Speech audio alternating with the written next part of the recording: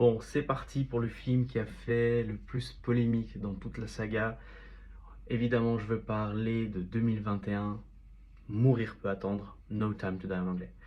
Alors, suite aux événements de Spectre, James Bond est à la retraite avec Madeleine Swan. Il file le parfait amour, sauf que un élément perturbateur va arrêter tout ça et ils vont se séparer.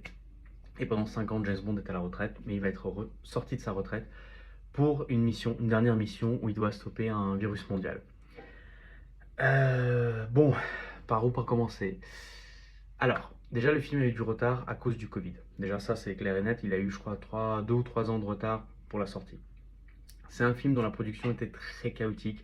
À la base, ils avaient engagé Danny Boyle pour réaliser le film. Ce dernier se retire du projet au bout de 6 mois parce que voilà, différence artistique. La fin est très polémique évidemment. Par contre, ce qui est intéressant, c'est que les femmes adorent ce film. J'ai vu ce film avec des mecs, ils sont là, machin et tout. J'ai vu ce film avec au moins 5 femmes différentes.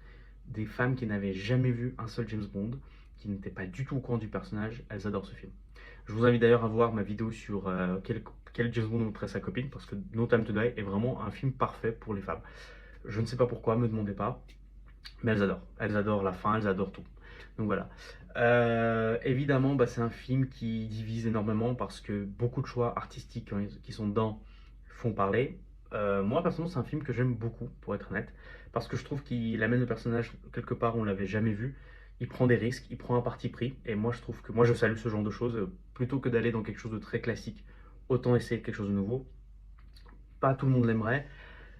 Un conseil, si vous êtes amené à voir No Time to Die, soit vous regardez Casino Royale Skyfall et No Time to Die.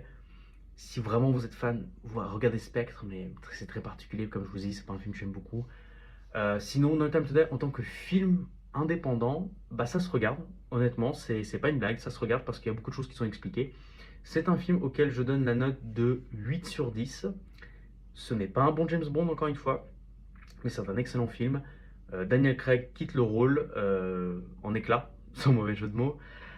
C'est très particulier, je sais que beaucoup de gens vont détester. Moi, j'ai bien aimé parce que voilà, c'est un excellent film et qui prend un parti pris et que tout comme Au service secret de Sa Majesté à sa sortie, ça fait polémique et je pense que c'est un film qui va gagner celle de noblesse dans les années qui viennent. Je pense qu'on reverra ce film dans 10 ans, on va dire finalement c'était pas si mal. Bon, c'est fini pour l'arc narratif canonique. Il reste encore 3 films et on se donne rendez-vous demain pour 3 films exclusifs dont vous avez jamais entendu parler, je parie. Allez, ciao.